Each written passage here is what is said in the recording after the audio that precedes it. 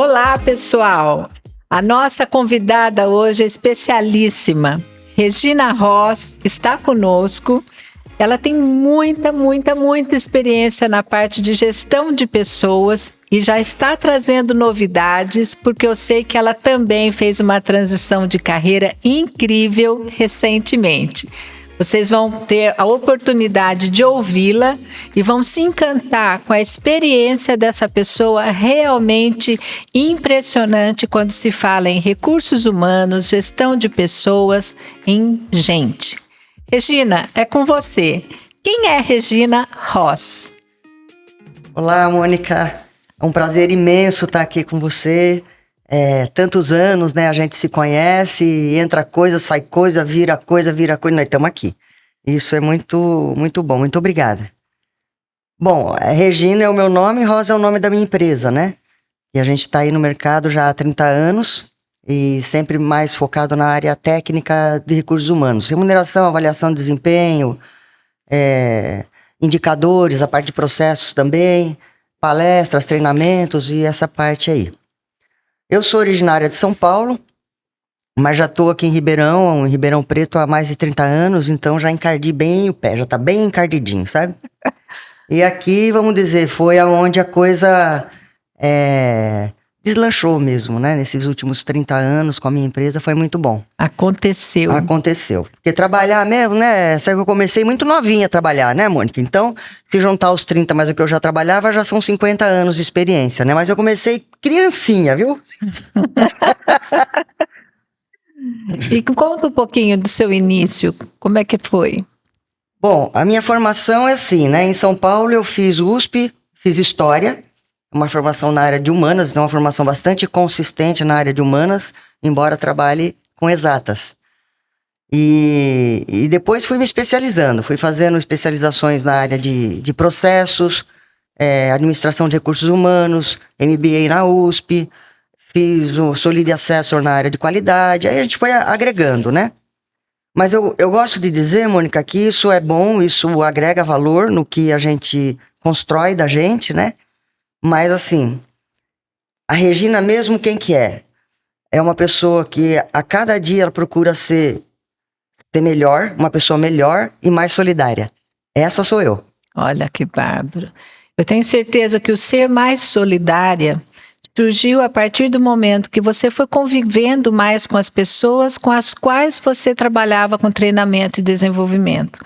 Nós comentávamos, inclusive, né, Regina, a respeito dessa situação, do tanto que nós estamos hoje fortalecidos para o novo, já que a gente não quer comentar tanto com relação à pandemia. E o que você tem visto muito disso nas companhias, nos treinamentos que você tem feito, nas palestras para as quais você tem sido convidada. Eu queria que você comentasse um pouquinho a respeito desse desenvolvimento socioemocional que as pessoas estão tendo que ter para realmente se fortalecerem para esse novo. Então, vamos lá. O socioemocional, eu queria ler 2 parágrafos, se for possível. Claro, fica à vontade. Olha só, falando do socioemocional, o que eu fiz? Eu coloquei no Chatai, que é o ChatGPT, e perguntei assim, o que é uma cultura organizacional eficaz? Eu vou ler só o primeiro parágrafo. Isso é uma cultura organizacional que a gente tem até hoje, coisas que a gente sempre falou e pregou e cultuou, é isso aqui, né?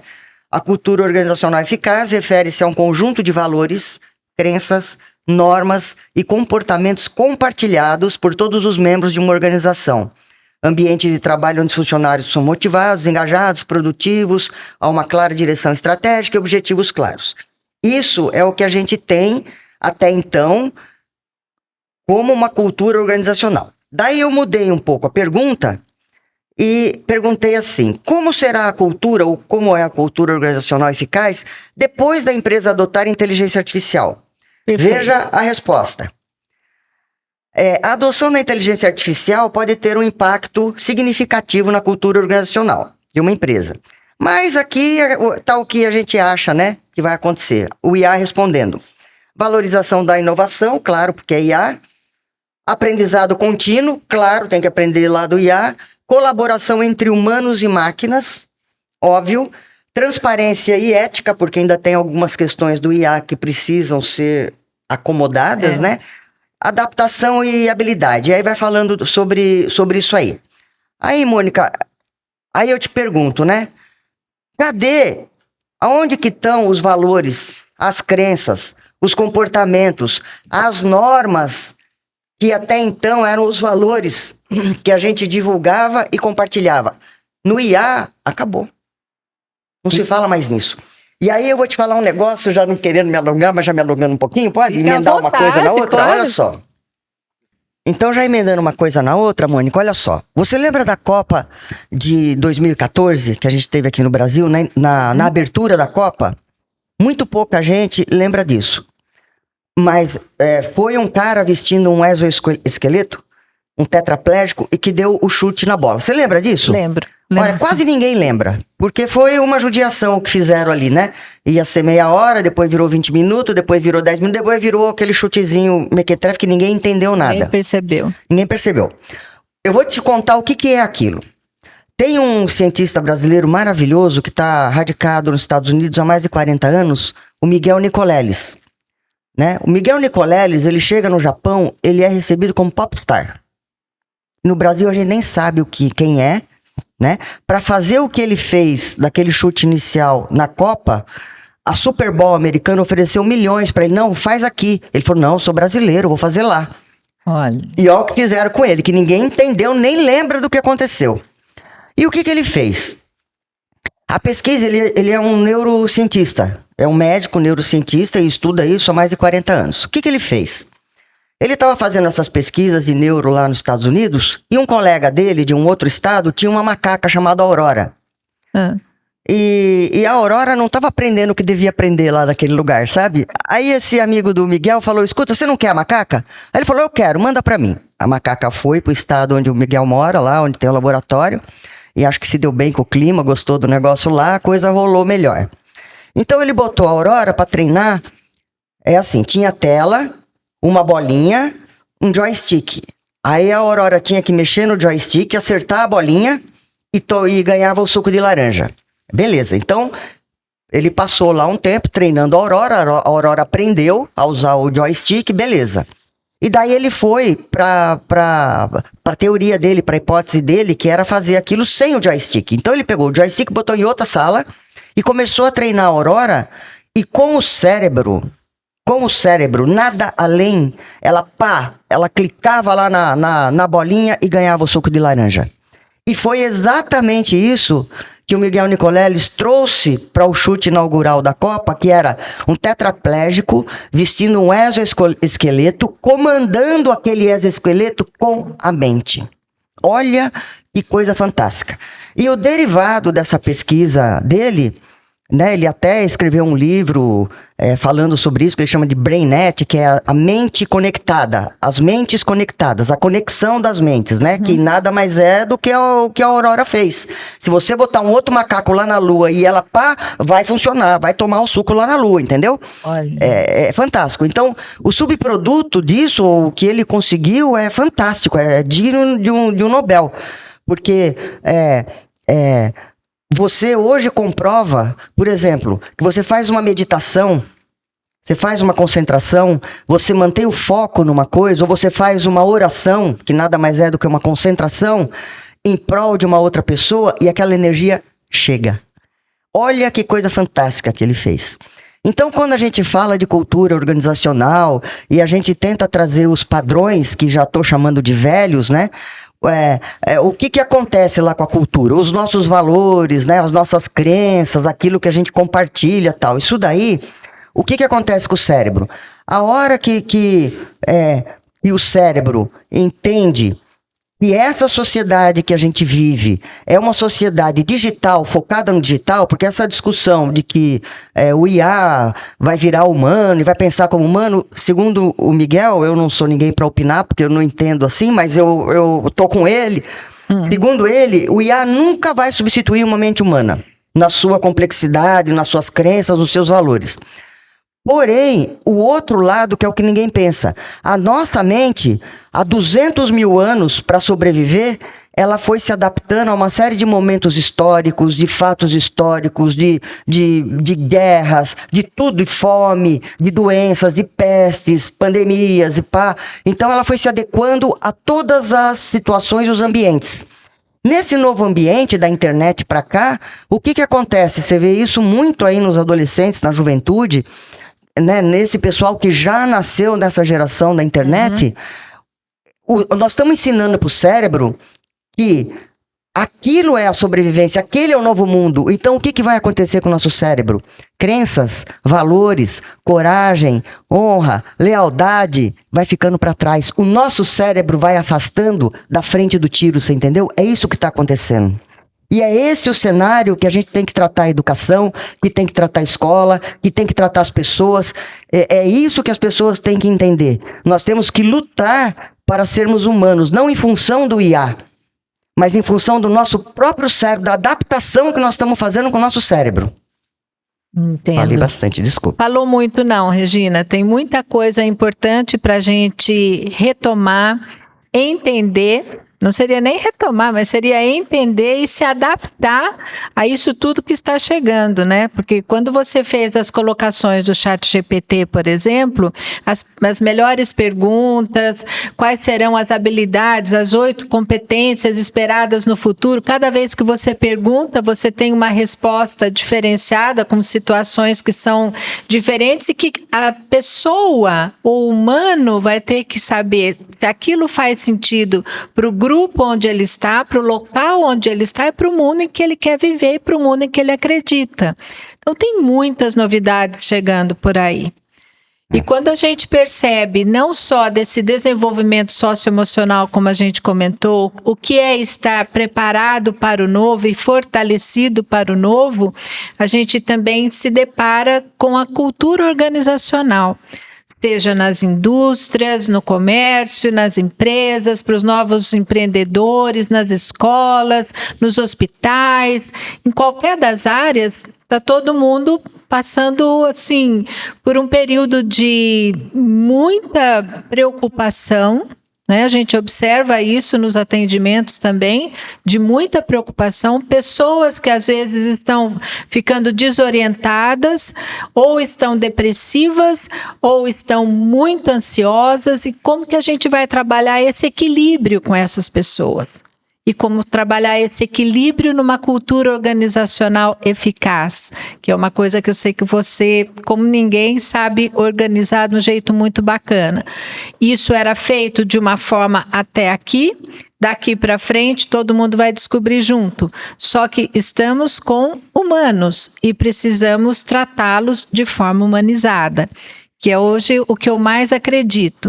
E acredito também muito nessa coisa de metodologias diferenciadas para grupos diferenciados. Como que você vê isso? Como que você vê a cultura organizacional a partir daqui? Olha só, Mônica, você é uma educadora nata, vocacionada, e eu me considero uma educadora, você mais ligada à formação mesmo das pessoas em sala de aula, em escola, na administração de uma montanha de gente. E eu me vejo também como uma educadora, porém focada em empresas, né? Mas, na essência, Mônica, nós somos vocacionadas, nós somos educadoras, entendeu? E o que significa educar, né? Se você olhar a origem da palavra, eu não sei falar todas da onde que veio, do grego, do latim, mas educar é tirar para fora, é pôr para fora. Então, quando você educa ou se propõe a educar alguém, a missão primeira é o quê? É o tirar o quê? Tirar aquela pessoa de dentro dela para que ela tenha o conhecimento, né? É expandir o horizonte dela. Então, quando a gente fala em cultura organizacional, seja nas empresas ou seja em escolas, porque as escolas hoje, elas são empresas, né? Essa é a verdade. Se você olhar lá atrás na história, você via Platão e as escolas que tinham no passado, né? Era completamente diferente. Eram 100% focadas na educação mesmo. né? E o vestibular deles era muito interessante.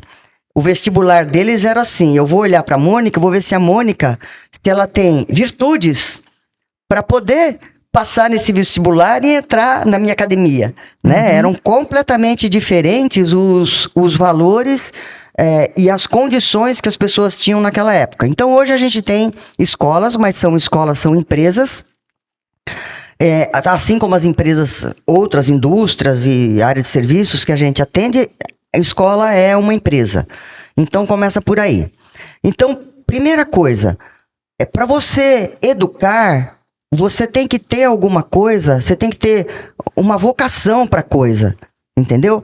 Né? Não é porque você aconteceu de ser um professor, porque foi assim que aconteceu com você. Você não tem aquela vocação, mas foi o que apareceu na hora. Ou é o que estava mais fácil na hora, ou sei lá o que, entendeu? Primeiro você tem que ter essa vocação. Você tem que ter essa coisa dentro de você de querer educar o outro. Seja um aluno, seja uma pessoa, né?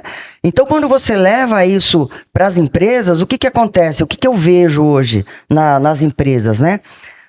Nas pessoas em geral, porque as pessoas são as empresas, né?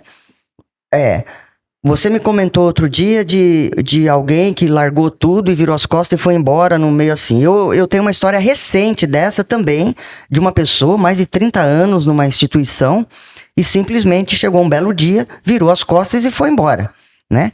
Então, assim, você vai falar, talvez aquilo tenha sido adequado para aquela pessoa naquele momento. Não sei, para a pessoa talvez, mas a gente não é focado na gente, né? A gente tem o outro. Nós temos uma responsabilidade com o outro, então a gente não pode fazer isso. Faz um preparo, né? Não faz isso, você tem que seguir a regra do jogo. Essa é a coisa. Então, esses exemplos radicais mostram como as pessoas estão perdidas, estressadas, né? Nós temos 8 bilhões de seres humanos numa Terra que só comportaria talvez menos de 1/3 disso, né? Com os recursos naturais que a gente tem.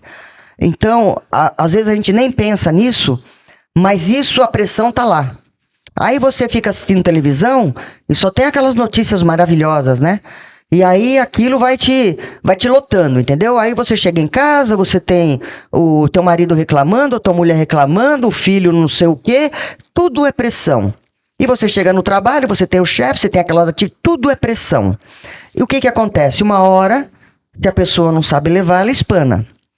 Então, o que eu vejo, Mônica, é que está faltando as pessoas olharem mais para dentro de si, para entender qual que é o seu objetivo no trabalho, qual é o seu objetivo o seu papel enquanto pessoa, enquanto esposa, enquanto marido, enquanto filho, enquanto amigo, entendeu? E qual é o seu papel consigo mesmo, que ninguém está olhando para si, né? E você acha que se houver um trabalho de treinamento, de autodesenvolvimento, de autoconhecimento, isso poderia dar uma ajuda bacana, né? Olha só, Mônica, é assim, se você perguntasse hoje, vamos supor que eu tenho uma escola hoje, que eu tenho um sistema escolar, eu tenho uma escola. A primeira coisa que eu faria, eu arrancaria todos os tablets e os computadores.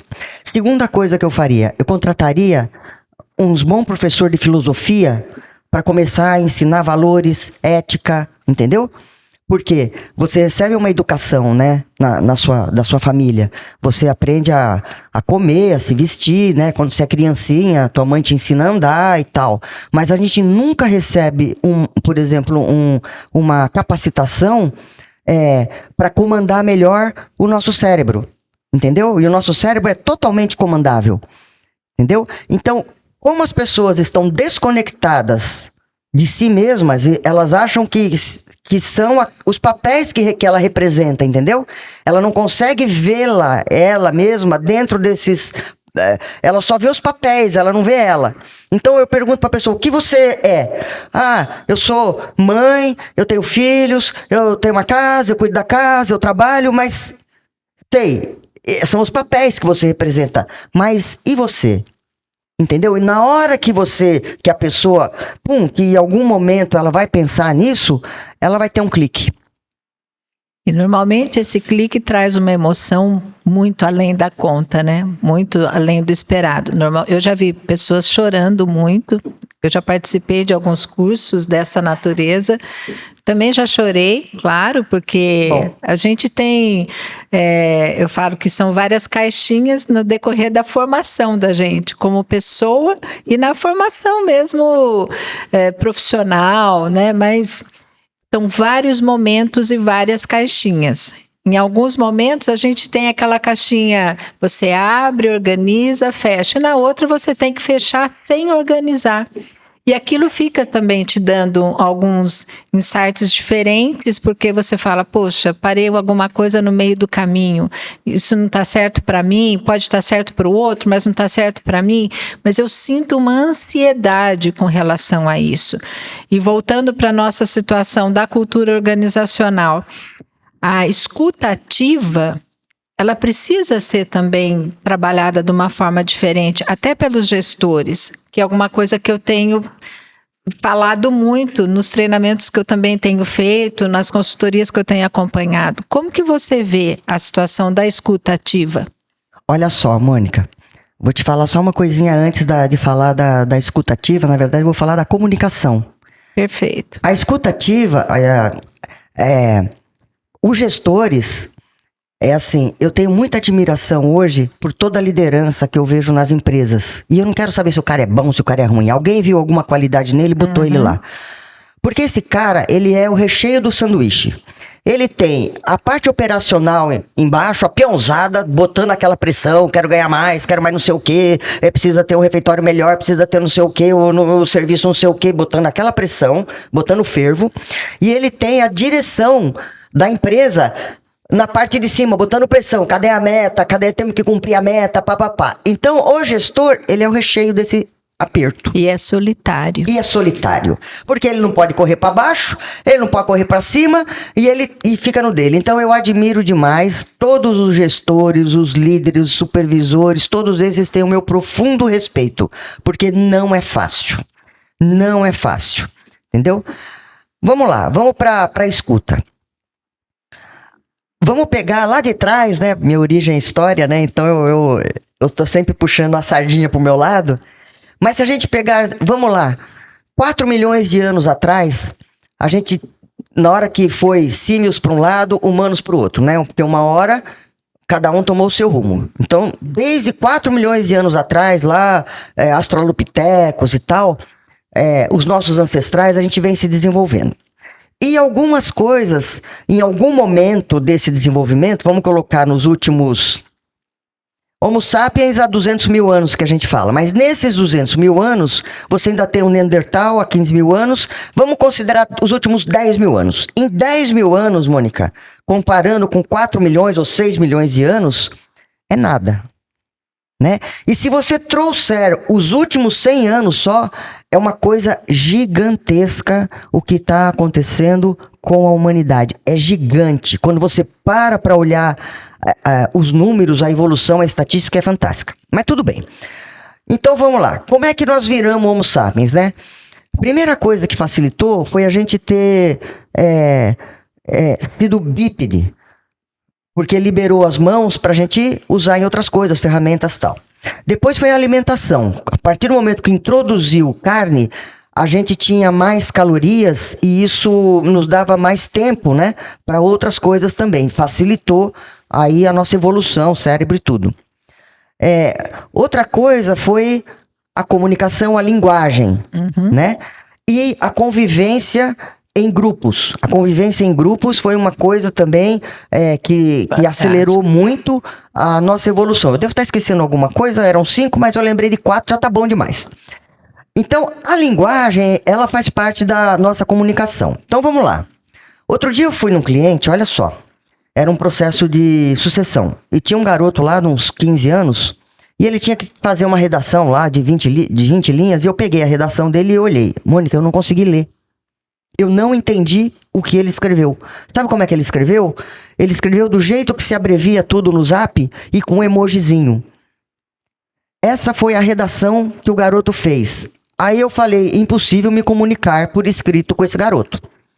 Porque assim como eu não estou entendendo nada do que ele escreveu, provavelmente ele não vai entender nada do que você vai falar. Eu vou falar ou vou escrever.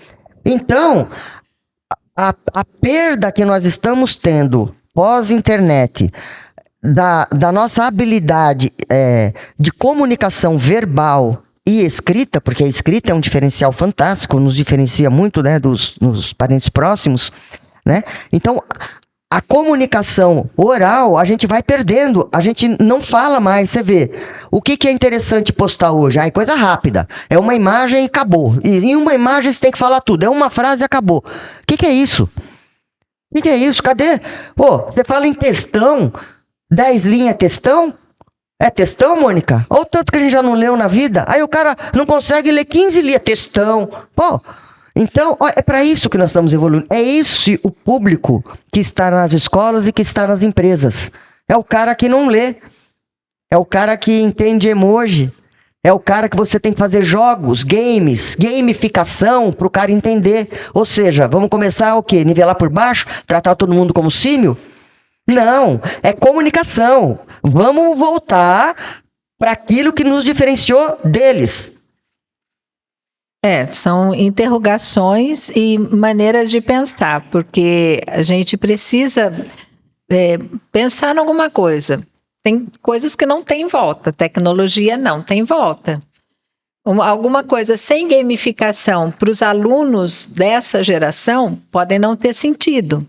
Então, é realmente uma busca pelo equilíbrio. Quando você comentou a respeito de tirar os tablets, é a mesma coisa que nos tirarem os celulares hoje. A gente ficaria perdido. Então, é uma situação importante. Eu acredito assim que a gente precise realmente criar em casa, por exemplo, criar alguns mecanismos de colocar horário para mexer em celular, dependendo da faixa etária dessa criança. Eu me lembro, até já comentei aqui, que me chamou muita atenção uma vez que eu fui levar uma das filhas a um médico. Ele falou: Mônica, na minha casa, nos almoços de domingo, eu coloco os celulares numa bandeja. E ele falou: eu só entrego depois da sobremesa. Eu achei aquilo uma coisa fantástica. E não tem problema nenhum isso aí acontecer, porque cada um vai encontrando os seus caminhos, né? O que faz sentido para aquela família, o que faz sentido para aquela formação. Concordo com você com relação a essa dificuldade de leitura, com relação a essa dificuldade de não gostarem tanto de ler, mas a gente pode buscar outras alternativas. Né? Outro dia a gente comentava também a respeito de storytelling, quantas novidades, nexialismo, hoje, eutagogia, tem muitas coisas novas. Vou falar para vocês, eu sei isso não, tem coisa que eu aprendi semana passada, mas que eu tenho aprendido todos os dias um pouquinho. Microlearning, nunca tinha ouvido falar. Mas hoje, para algumas situações, faz todo sentido para mim, porque se eu tiver interesse naquele pequenininho, eu posso buscar um compêndio depois, por que não? O gostoso é poder ter essa certeza que as pessoas continuam procurando. Agora, há casos e casos. Voltando, então, de novo, porque a gente adora conversar. Voltando novamente para a situação da escuta ativa. Como que você percebe essa escuta ativa dos gestores em qualquer campo, né, que ele esteja, seja de serviços, saúde, como que você percebe? Isso tem aumentado nos solitários gestores ou não? Vamos lá. Só voltando à questão do tablet, para a coisa não pegar assim tão mal, eu estou me inspirando aqui para falar isso nos dizeres do próprio pessoal do Vale do Silício, porque eles não colocam os filhos em escolas que têm tablets.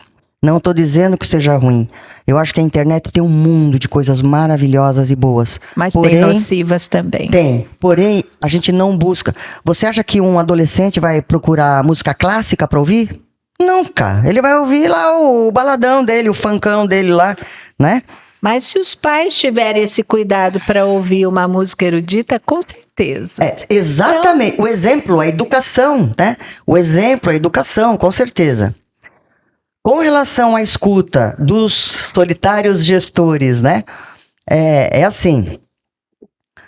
Eu vejo assim, a gente consegue gerenciar né? A nossa capacidade como humano cerebral, a gente consegue administrar um campo social em torno de 150 indivíduos.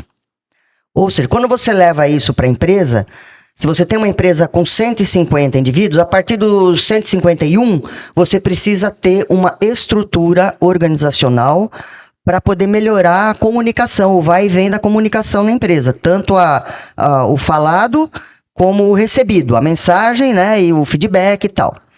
Então, hoje, tem gestores que na área de produção, eles cuidam, né, às vezes, tudo bem que eles têm uma liderança abaixo deles, mas eles são os responsáveis, e você estava falando isso agora há pouco, você tinha 300 abaixo de você, e você é responsável, se alguém cagar, a responsável é você, e assim é o solitário gestor.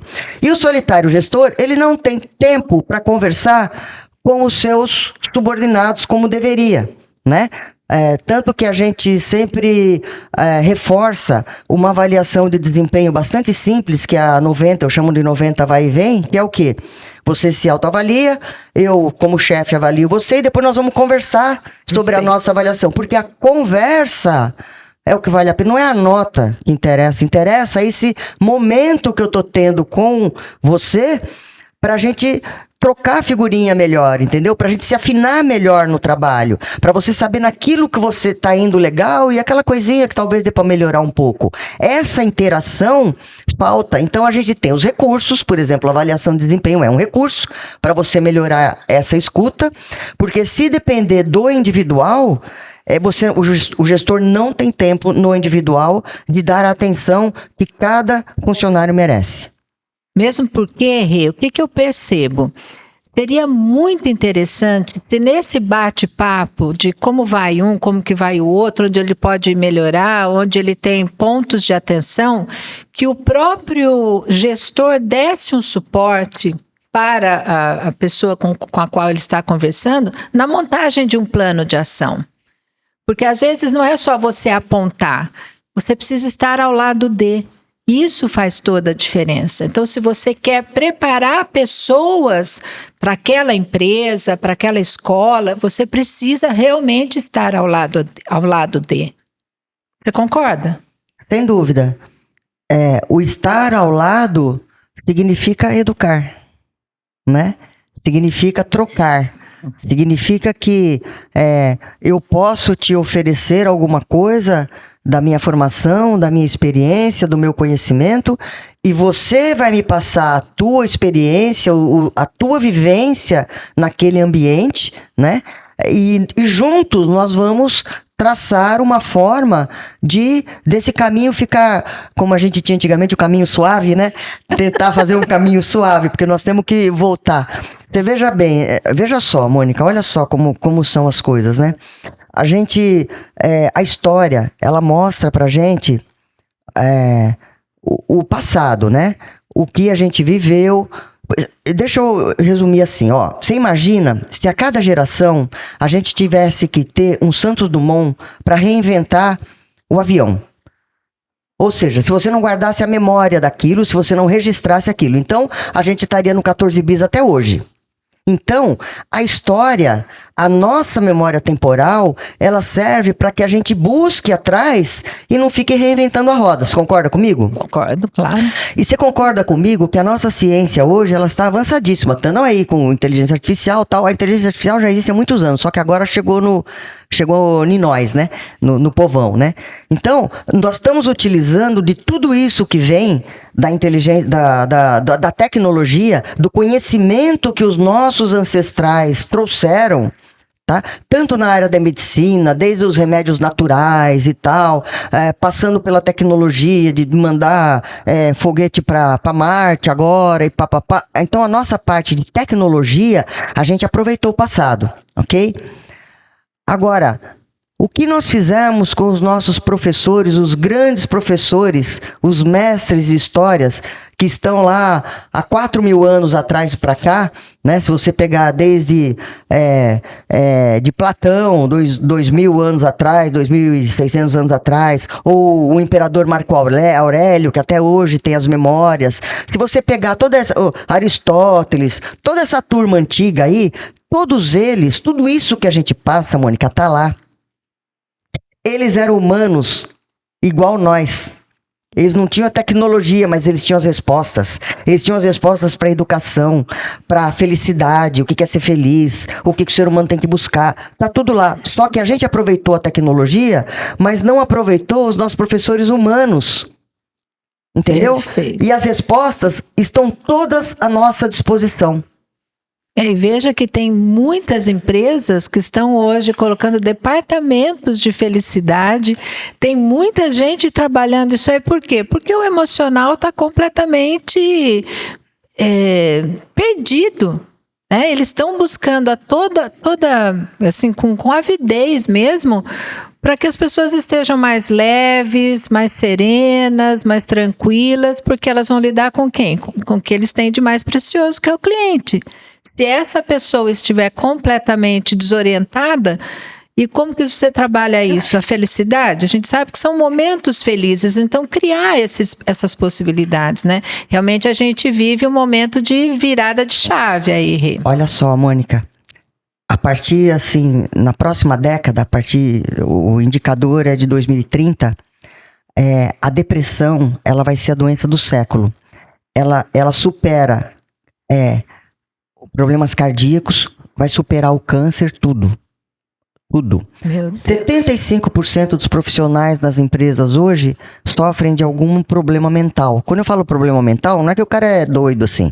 Problema mental, todos nós estamos sujeitos. Você está sujeito a ter uma depressão, a ter uma tristeza, a ter uma angústia, né? A se sentir só no mundo, ninguém me ama, ninguém me quer. Todo mundo, somos humanos, todo mundo sente isso.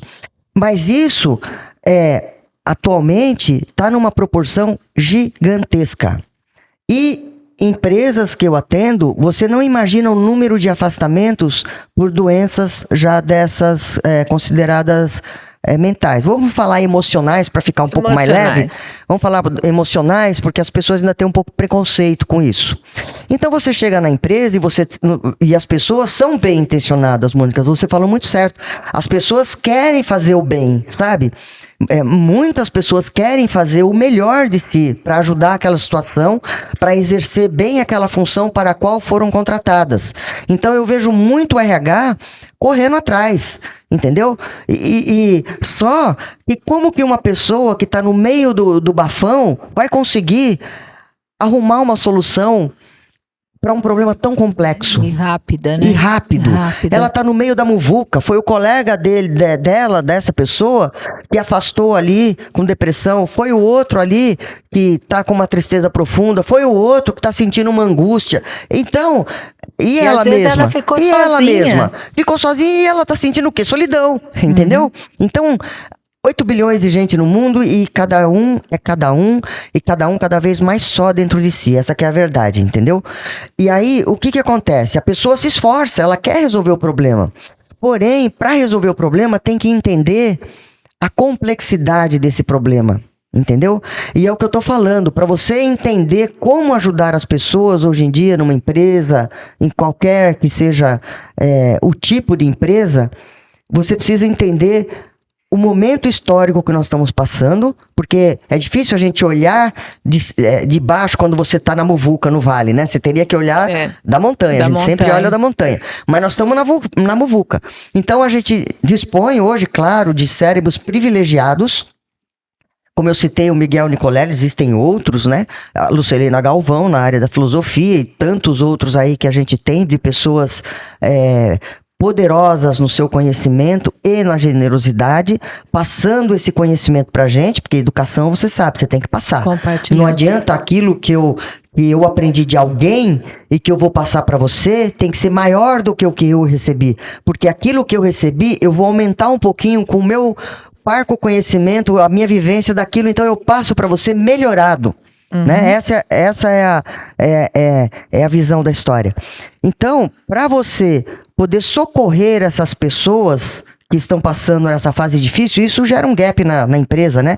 Porque de repente você tem 5% de pessoas afastadas, né? Fora gestante, fora licença maternidade, paternidade, fora férias, fora isso, fora aquilo. Ainda tem esse novo nicho de pessoas se afastando por conta de problemas emocionais. E para lidar com isso não é fácil. A gente tem que consultar os oráculos, que eu chamo, né? Pessoas que realmente entendem o que está acontecendo para a gente poder ter uma solução um pouco mais assertiva. Perfeitas as suas colocações com relação a isso e é muito real. Você percebe que houve alguma mudança nos processos seletivos diante desse levantamento de doenças emocionais ou atitudes diferenciadas das pessoas? Você percebe que o processo seletivo mudou? Nossa, Mônica, eu vou te falar como é que está o processo seletivo hoje, tá? Eu vou te falar, por exemplo, de cargos operacionais e cargos administrativos de nível médio, tá? Os cargos operacionais, pessoal simples, operador de máquina, motorista de caminhão, mecânico de manutenção, esse povo aí é assim. Aí faz-se o recrutamento, né? Você conversa com as pessoas, agenda, beleza, vamos lá, vem aqui, vamos conversar pessoalmente, tá indo bem o negócio. A pessoa não aparece. Não tem aderência, entendeu? Não tá tendo aderência. Os cargos operacionais são os mais difíceis atualmente de serem preenchidos. Eu tô falando assim numa faixa salarial até uns coisa de 3 salários mínimos, mais ou menos, tá? Uhum. Aí, quando você passa para o outro nível, que seriam parte de assistentes e analistas administrativos, o que acontece? Tem muita gente no mercado. Muita gente, né? E aí, quando tem gente em excesso, olha só as discrepâncias que nós estamos tendo, né? Porque o cara foi lá, fez uma faculdade, né? Que hoje já nem é mais tanto um diferencial. Às vezes é melhor ter um curso técnico bem feito do que uma faculdade. Faculdade você entra em qualquer uma na internet aí, em 2 anos você tá com diplominha e boa, então não é mais um diferencial. Então você faz aquele processo seletivo grande, porque tem muita gente no mercado, você faz o tradicional, pelos currículos, chama para entrevista. Quando é muita gente, faz uma dinâmica, você ainda faz, você vê muito o tradicional. Porém, eu tenho um amigo, o Yuri, que ele já desenvolve inteligência artificial para a área de recrutamento e seleção. Ah, é? Me fala um pouco disso. É assim, vamos imaginar que você tem uma empresa muito grande e você tem 10 profissionais que te ajudam no recrutamento e seleção. 10. Tá? Quando você coloca o IA para fazer, você vai precisar de um, que é o cara que opera. É nesse nível a coisa. E a inteligência artificial, ela ajuda. Se você for pensar enquanto tecnologia, ela é fantástica. Entendeu? Porque hoje você já tem as pesquisas e as características. Eu falo, eu não quero qualquer pessoa, eu não quero uma pessoa, a educação, a formação, sim, mas é um detalhe. Eu quero uma pessoa que tenha as características da Mônica, que seja uma pessoa colaborativa, que seja uma pessoa que saiba conversar, que seja uma pessoa amigável, uma pessoa que tenha experiência. Você bota isso lá e o IA vai te atender. Ah, vou ter que fazer um teste. Hoje, como é que faz a parte da seleção? Empresas um pouco mais estruturadas, tem psicólogos que aplicam testes, né? Para você, por exemplo, você tem um cargo que você precisa de atenção concentrada, a forma mais fácil é aplicar um teste para ver se Zezinho tem atenção concentrada ou não para aquele cargo. Hoje, você usa recursos humanos para fazer essas identificações. E no futuro muito próximo, eu já diria que isso, para empresas que quiserem, já tem no mercado, você não precisa. Porque, Mônica, olha só, a gente tem que viver nesse mundo, né? Nesse século. Então, nós vivemos numa economia capitalista. Não podemos esquecer, nós não somos humanistas. Nós somos capitalistas. Então, qual é a função primeira da empresa? É dar lucro. Entendeu? Resultado. É resultado. O que hoje custa mais caro para a empresa? Qual que é o quesito lá na contabilidade do que é mais caro lá? Pessoas. Aonde você acha que a inteligência artificial, ou que o empresário vai deixar de usar uma inteligência artificial? Entendeu? Ele é capitalista, ele quer o lucro.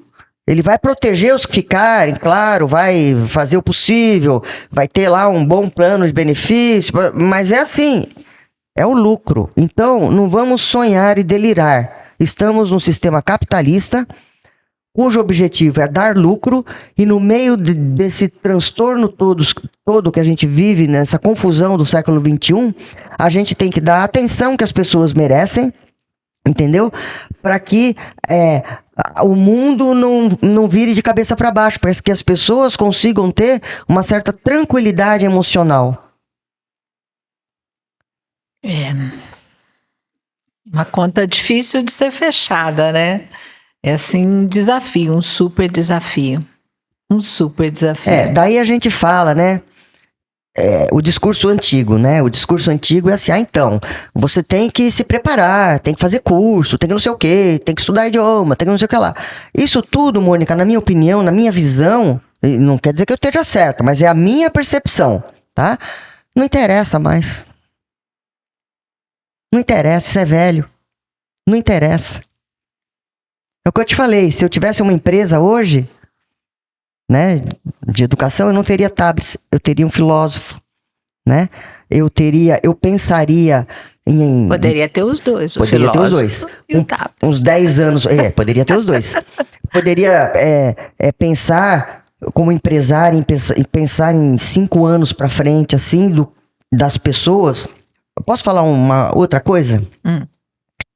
A coisa de uns 2 meses e pouco atrás, eu estava assistindo uma entrevista do Elon Musk. Sabe, o cara do Instagram, Tesla. Tesla, que quer ir pra Marte, né? E era um olhinho puxado lá. Não sei se ele tava na China, na Coreia, sei lá onde é que era. Eu sei que o olhinho puxado tava entrevistando ele e perguntou pra ele do impacto que o IA ia ter no trabalho das pessoas, né? Nessa coisa de esvaziar os trabalhos, né? Olha a resposta do Elon. Ele falou assim, isso não me preocupa. Porque esses novos impérios, quem são os novos impérios? Antes você tinha o Egito, né? Os gregos, você tinha lá, né? Os imperialistas e tal, os impérios incas e tal, né? Hoje você tem impérios também. É o Google, a Amazon, o próprio IA, entendeu? Todas essas empresas de tecnologia são novos impérios. Ele falou, não tem problema, porque esses novos impérios vai se criar um imposto mundial, provavelmente, né? E esse imposto, se a Mônica ficar desempregada, você vai ganhar um dinheiro, entendeu? Para pelo menos você não morrer de fome e ter um abrigo na sua cabeça. Então isso não me preocupa. O que me preocupa é que todas essas pessoas que vão perder o seu trabalho, elas vão ter muita dificuldade em ressignificar a sua vida. Essa foi a resposta do Elon Musk. E eu ouvi isso do cara. O que você pensa aí, Mônica? Não é para chorar? Pra gente que tem uma veia de muito cuidado com as pessoas, é algo para deixar, no mínimo, com úlcera. Então, eu imagino pessoas que trabalham, os solitários gestores, as pessoas que têm algum tipo de liderança, seja na empresa, na sua família, até no futebol, né? Qualquer coisa que você exerça algum tipo de liderança, que a pessoa tome conhecimento do momento presente que a gente vive, e se baseie e aprenda um pouco sobre o que a história nos mostra, né? Para a gente poder, no presente, ajudar as pessoas, porque nós não estamos falando do futuro, Mônica, você percebeu? Nós estamos falando do agora, do já. Nós não estamos projetando para daqui a merda, para daqui 3 anos. A merda já está aí, entendeu? Já está aí. Já estamos vivendo e as pessoas não estão percebendo ainda. Não estão percebendo que a pressão está aumentando. Ela sente alguma coisa, mas ela não sabe o quê. Então, o nosso solitário gestor está ferrado. Porque é nas costas dele que o treco vai arrebentar lá no final. Ele vai dizer, Zezinho fica, Mariazinha não fica, entendeu? É ele já faz isso, ele já está acostumado a fazer isso, só que ele vai ter que fazer isso num volume um pouco maior. Ele está preparado para fazer isso? Como é que vai ficar o emocional desse cara, desse gestor, do solitário gestor, nosso solitário gestor? Entendeu? Então tem que ter um apoio. Um apoio muito forte. E quem que tem que dar esse apoio, Mônica? Olha assim, olha só. Existem muitas pessoas com experiência, e essas são extremamente úteis, porque elas trazem o passado na sua vivência, mas também existem muitos jovens diferenciados que aproveitaram essa tecnologia toda à disposição para voar. Uhum. Entendeu? Então é nessas pessoas que a gente tem que se apoiar, né? Porque é necessário um apoio, é necessário educador, é necessário mentoria, é necessário alguém estar junto, alguém estar acompanhando, é necessário uma orientação. E independente do lucro financeiro que se tem ao final, é um fator humano, que enquanto humanos nós temos que fazer. Eu tenho Posso emendar uma coisa na outra, Mônica? Pode, claro. Eu desenvolvi... eu já tinha uma palestra há muitos anos, há uns 15 anos mais ou menos, chamada Percepções, que eu comecei a dar pro pessoal dei uma vez pro pessoal do Sul América. E de repente, assim, estudando e lendo essas coisas, eu lembrei dessa palestra e fiz um remake total nela com uma nova mensagem. E a nova mensagem, ela é bastante simples, sabe? E eu tenho dado essa palestra nas empresas para todo mundo. Cabe para 100% das pessoas. O meu foco sempre são as pessoas que têm menor preparo. Serve para as que têm mais preparo também. Mas por quê? Porque esse pessoal operacional, da limpeza, operador de máquina, de caminhão, um auxiliar administrativo, ele só tem aqueles treinamentos que a lei exige. Então ele tem treinamento de EPI, sabe? Ele tem curso técnico para operar a máquina X, mas ninguém fala alguma coisa um pouco mais para ele. Então, como a gente tá a gente já é um pouco dinossauro, assim que eu falo, né? A gente tá num outro momento, a gente quer passar uma coisa boa, sabe? Hoje eu tenho as minhas coisas, a minha casa, meu carro, veio dessas pessoas. Essas pessoas permitiram eu ter o que eu tenho hoje. Porque alguém me pagou para trabalhar lá e para fazer o que eu faço. Né? E foi com essas pessoas que eu trabalhei a minha vida inteira. E pensando nessas pessoas, eu desenvolvi essa palestra, que chama Percepções, e aonde basicamente a gente dá uma purpurinada nisso tudo, porque não dá para abarcar o mundo, né, em tão pouco tempo, mas principalmente, Mônica, se eu pudesse falar alguma coisa para esse nosso solitário gestor, é que ele tem que manter a cabeça dele o máximo possível no aqui e agora. No presente. No hoje. No hoje. Entendeu? É 10 minutos de cada vez. E assim ele vai conseguir sobreviver. Perfeito. Tenho certeza de que vocês estão amando as reflexões. Vamos lá.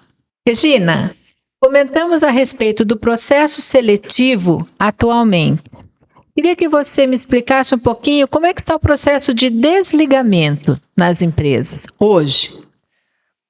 Olha, Mônica, de uns anos para cá, o processo de desligamento ele tem melhorado, amenizado. Porque antes, assim, as pessoas eram demitidas, né? Ainda tem casos, mas são exceções, né? Demissão por e-mail, por zap, ainda acontece.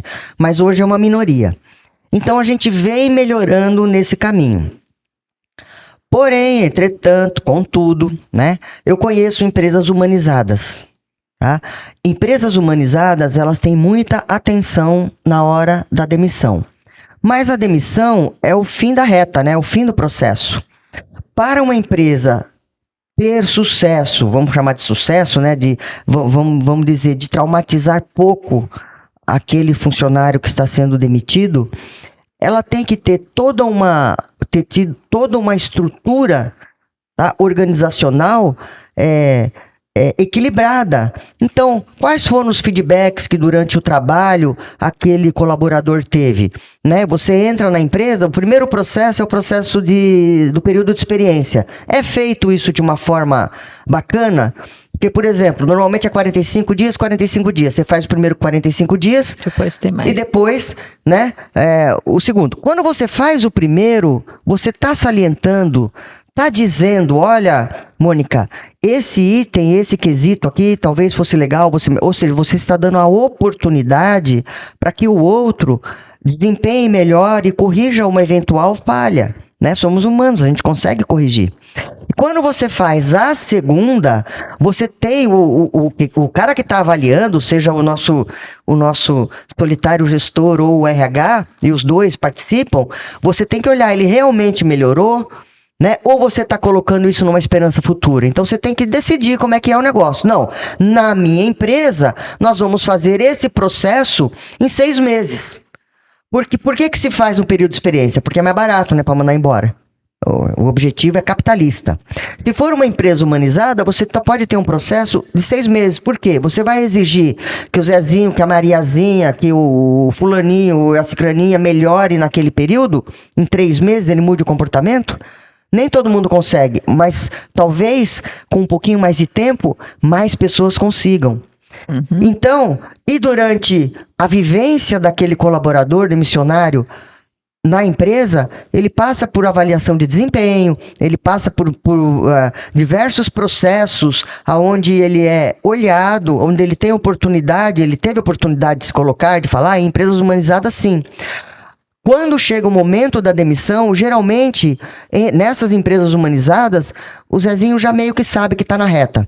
Assim, acho que quando a grande maioria acaba sabendo. Mas nas empresas humanizadas, elas são empresas mais gentis nesse ponto. Elas constroem esse desligamento. Esse caminho. Né? Esse caminho precisa ser construído. Não adianta chamar o Zezinho aqui para mandar ele embora e achar que naqueles 10 minutos que você vai estar ali com ele, você vai consolar o cara e vai dar certo. Não vai. Uhum. É uma vivência. E para isso, a empresa tem que estar atualizada. E esse processo melhorou muito, né, de uns anos para cá? Melhorou sim, Mônica. Esse processo, ele vem melhorando, até pelos absurdos, né, que já aconteceram. As pessoas parece que aprenderam alguma coisa. Que bom, né? Isso pelo menos é um bom sinal. Porque ela pode não ser feliz naquela empresa, pode ser muito feliz em outra, vai se adequar, mas eu gostei muito dessa possibilidade da construção desse desligamento.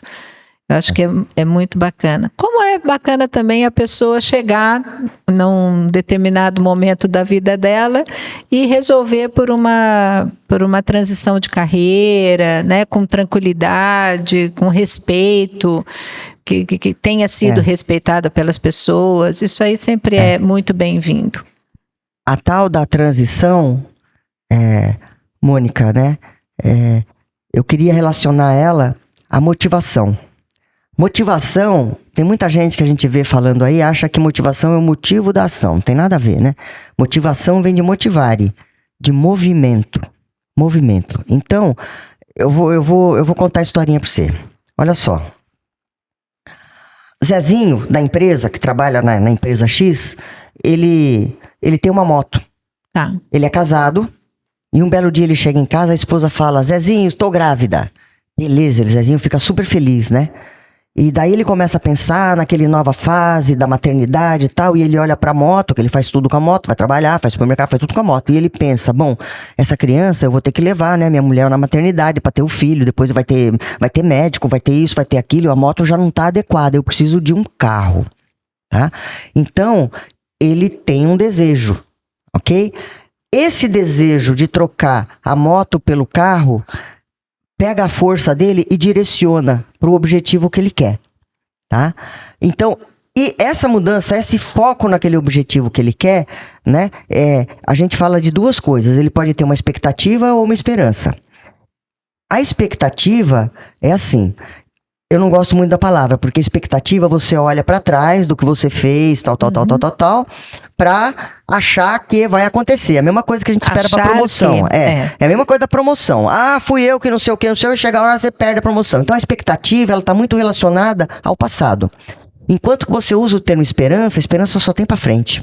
É o agora e para frente. Então eu quero o carro, Zezinho quer o carro, e ele olha para frente. E a cada mês que ele consegue juntar um dinheirinho ali, ele juntou 250 aqui, juntou mais 100 lá, aí eu não sei, né? Mas eu tive um tio rico, e daí a gente ia, beijava a mão do tio, beijava uma mão do tio, na outra ele dava uma grana. Alguém sempre tem um parente aí que tá melhorzinho, que dá uma grana e tal, enfim, ele consegue o dinheiro para trocar a moto no carro e ele vai lá e troca. Então ele tem uma realização, né? Esse é o ciclo que a gente fala da motivação.